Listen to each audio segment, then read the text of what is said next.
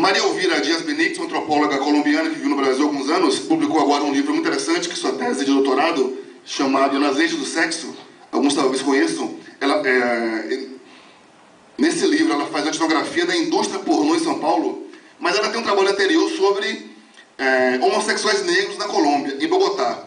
E nesse trabalho ela nos diz o seguinte, que me parece muito, enfim, acho que diz muito a citação.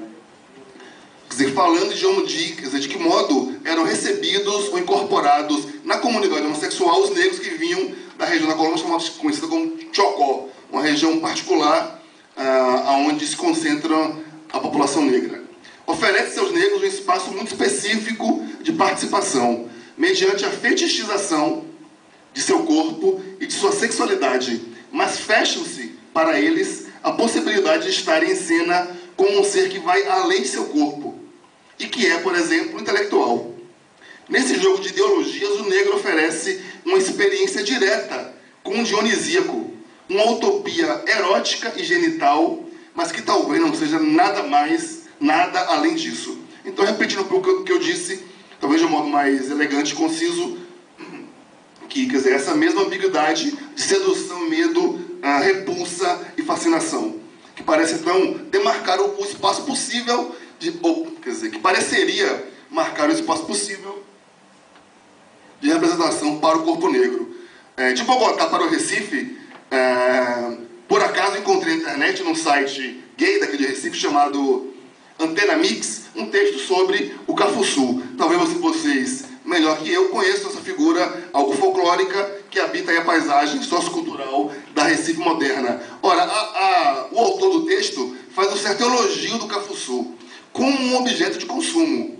Então ele se dirige às bibas, como ele diz, viciosas, para dar dicas na relação com o Cafuçu. Para as bibas viciosas, Cafuçu é um ser maravilhoso, rustiquérrimo, sem modos, desletrado, interesseiro, gostosérrimo, enfim, um boy da periferia que topa tudo. E o melhor, Cafuçu de verdade não tem Orkut. Eles não sabem nem o que é isso.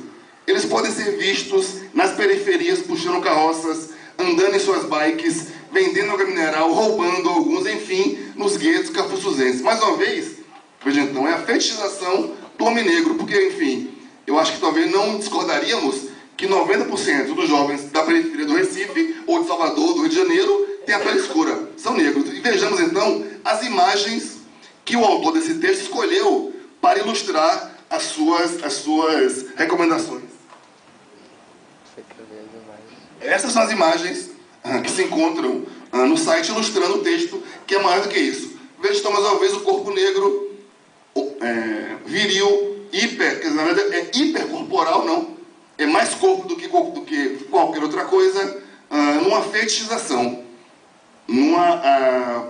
digamos, numa representação permeada do desejo, mas marcada por aqueles traços de estigmatização, pauperização. Ele pode ser um ladrão, ele é rústico, ele não tem Orkut, ou seja, ele serve digamos assim, ao consumo sexual imediato, sem compromissos, não como uma pessoa, observe, não como igual com o qual me relaciono, mas como o seu próprio corpo, ao qual ele se reduz.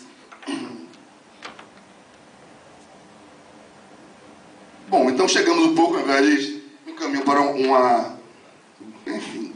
uma conclusão, na medida em que eu acho que agora, depois de certa forma fazer essa certa circunscrição, como eu disse, essa aproximação, de alguma maneira, temos ou podemos entender ou colocar a questão em torno do Brau. Ora, em Salvador, no bojo de um processo que ficou conhecido na literatura como reafricanização, ou seja, uma nova valorização, um novo agenciamento de identidade simbólico baseado na simbologia africana, algo que surgiu na Bahia, teria surgido a partir dos anos 70, e o marco epigramático, quer dizer, o marco fundamental desse processo teria sido o desfile do Bloco Afro Ilhaê em 75. Ora, essa reafricanização que entendemos, que eu entendo como povoada por discursos ou discursividades guerreiras, combativas, afirmativas.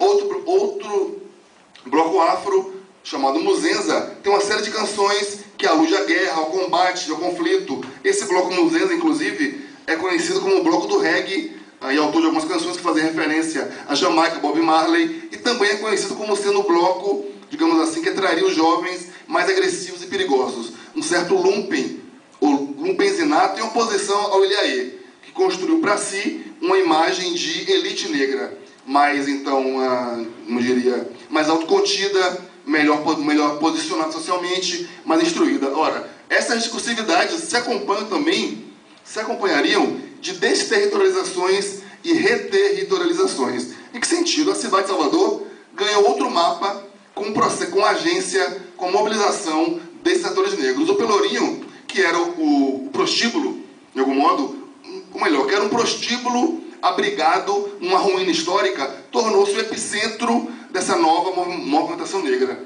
Tornou-se de Pelourinho o Pelô do Olodum, como nós conhecemos. Do mesmo modo, a liberdade. E vejam que, digamos, ironia do destino, que o bairro no qual nasceu Ilhaê teria que chamar-se Liberdade. E não por acaso. Na narrativa histórica, folclórica, digamos assim, ou mitológica, foi pela liberdade que entraram as tropas que finalmente libertaram Salvador do domínio português. Ou seja, eu sei que aqui em Recife há outra narrativa sobre a emancipação colonial, mas na Bahia a narrativa prevalecente é de que foi no 2 de julho que, entrando em Salvador pela liberdade, chegaram as tropas libertadoras que emanciparam a cidade. Então vejam mais uma vez como reconfigurações. Observem que na Liberdade há uma avenida chamada Kingston. Há em Salvador Praça Mandela. Então vejam que a cidade se reconfigura, se repovoa, se reimagina a partir do processo.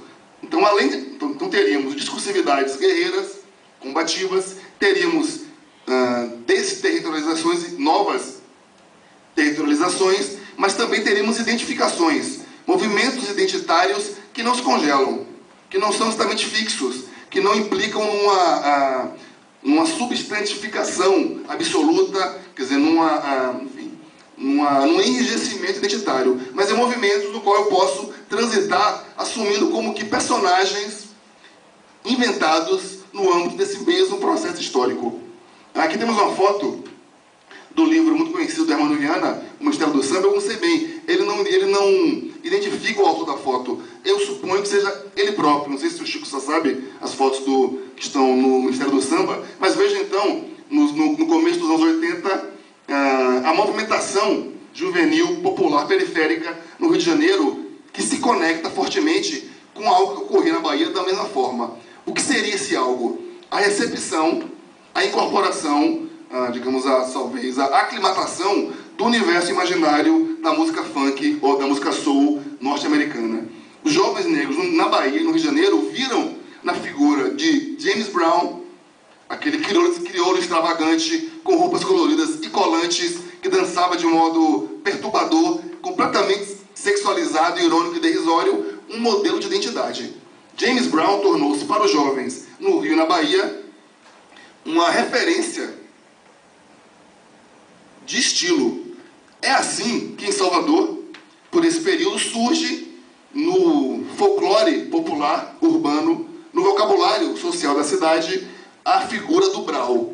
Que aprendemos nós na Bahia, quando jovens, que os braus seriam caras perigosos, mal vestidos, de mau gosto, ameaçadores, que usavam roupas de cores berrantes, em combinações estapafúrdias, com muitas correntes no pescoço, grandes cabelos black power, como chamamos na Bahia, no Brasil, na verdade, né? Descoloridos, amarelos, vermelhos, botas não, como chama?